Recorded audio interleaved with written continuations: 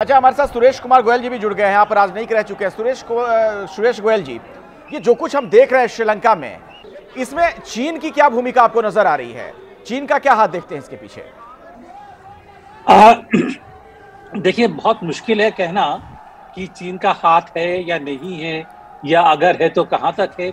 अब मेरा अपना पर्सनल असेसमेंट ये है कि चीन का श्रीलंका में प्रभाव काफी ज्यादा रहा एक साल पहले तक, जब तक कि गोटा राजपक्षे का श्रीलंका की इकोनॉमी के ऊपर इख्तियार था, प्रोजेक्ट हो रहे थे। श्रीलंका चाइना जो है श्रीलंका में ज्यादा से ज्यादा एसेट्स के ऊपर कब्जा करना चाहता था, लेकिन हाल ही में चीन का श्रीलंका में इंटरेस्ट थोड़ा कम हुआ है, दो तीन वजहों से।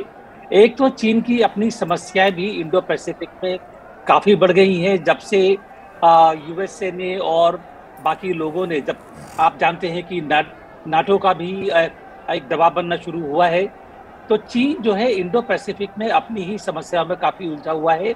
और उसको देखते हुए उसका श्रीलंका में एक तरह से जो इंटरवेंशन का उसका ख्वाब था, वो थोड़ा सा पहले से कम हुआ है जी। दूसरी चीज ये है कि उसको ये देखने में लग रहा है कि श्रीलंका अपनी ही आर्थिक नीतियों की वजह से धीरे धीरे एक बास्केट केस बनता जा रहा है। और मुझको नहीं लगता कि चीन तैयार है अभी कि वो एक तरह से आर्थिक दृष्टि से इंसॉल्वेंट देश को वो ले और उसको दोबारा से अपने पैरों पर खड़ा करे। ना तो चीन के पास इतनी ताकत है और ना ही चीन के पास इतनी कैपेसिटी है कि वो आईएमएफ वगैरह जैसी संस्थाओं को इतना कर्ज देने के लिए इन्फ्लुएंस कर सके। तो मुझे नहीं लगता कि चीन का इसमें इतना हाथ है। हो सकता है, लेकिन ये मेरा अपना असेसमेंट है। मुझे ये लगता है कि जो हो रहा है ये श्रीलंका की अपनी आंतरिक समस्या है। गुट हैं जो सत्ता पर काबिज होना चाहते हैं। सत्ता पर काबिज होने के लिए गोटा राजपक्षे, जो उन्होंने खुद काफी गलतियां करी हैं, वो एक मोहरा बन गए हैं कि उनको निकाला जाए। क्योंकि मुझको एक चीज समझ में नहीं आ रही है कि राष्ट्रपति अगर छोड़ करके चले भी गए हैं, कोई भी पुलिस फोर्स, कोई भी सेना इतना नहीं कर सकती है कि आंदोलनकारी राष्ट्रपति भवन में इस तरह घुस जाए। एक तरह से कब्जा कर लिया उन्होंने ये।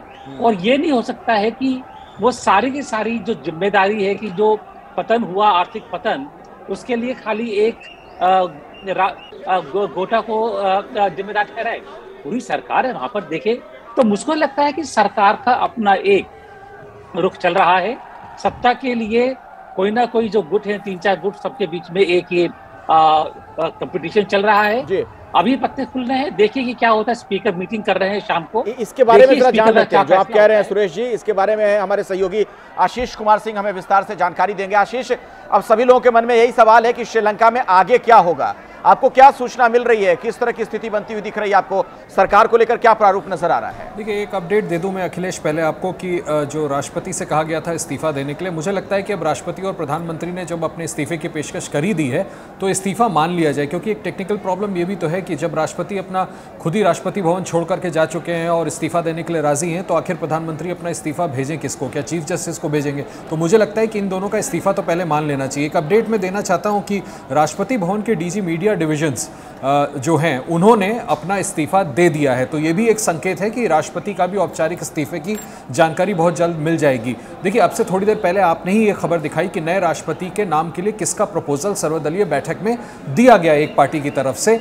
एक सबसे पहला कदम यह है कि राष्ट्रपति होगा कौन? राष्ट्रपति की नियुक्ति होगी संसद के अंदर। जैसा मैंने आपको बताया था, अगर निर्विरोध चुनाव होता है, कोई सामने नहीं खड़ा होता है, तो उसको स्पीकर राष्ट्रपति नया घोषित कर देंगे। प्रधानमंत्री one of the member of parliament होगा, वो भी चुन लिया जाएगा। मुझे लगता है इस सर्वदलीय बैठक में अखिलेश, ये बहुत इंपॉर्टेंट है कि unity government, all party government बनाने पर सहमति मुझे लगता है इसलिए बनी है क्योंकि आपसी सहमति बन गई है कि विपक्षी किसी दल का संभव है कि अब कोई प्रधानमंत्री होगा। वो कौन होगा उसका नाम थोड़ी देर में सामने आ जाएगा। रही बात संवैधानिक प्रक्रिया की, तो 3 दिन के अंदर संसद का सत्र बुलाना है।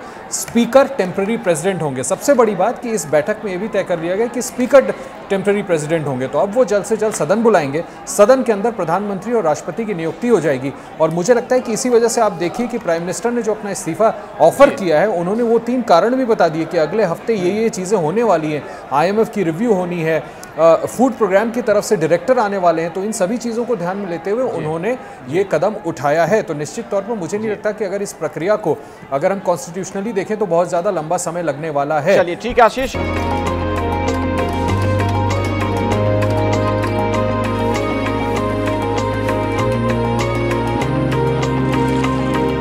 वो बहुत दूर है।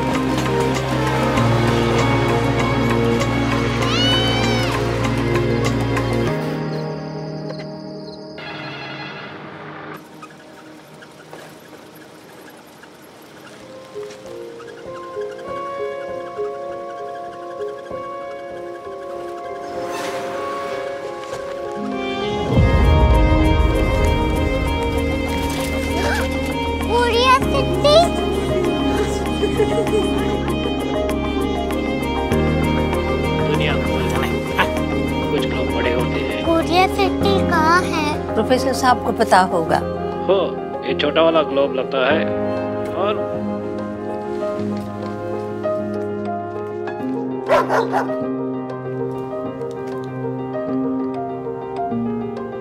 पता नहीं, मेरी बेटी से जाके मिल लो, शायद उसे मालूम हो।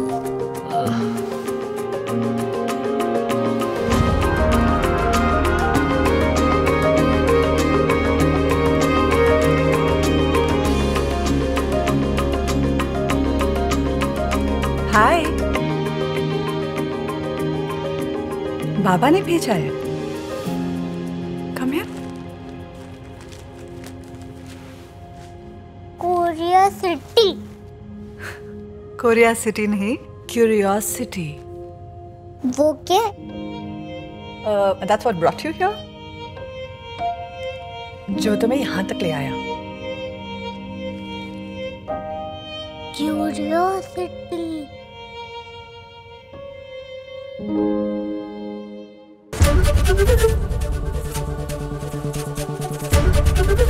एबीपी न्यूज आपको रखे आगे।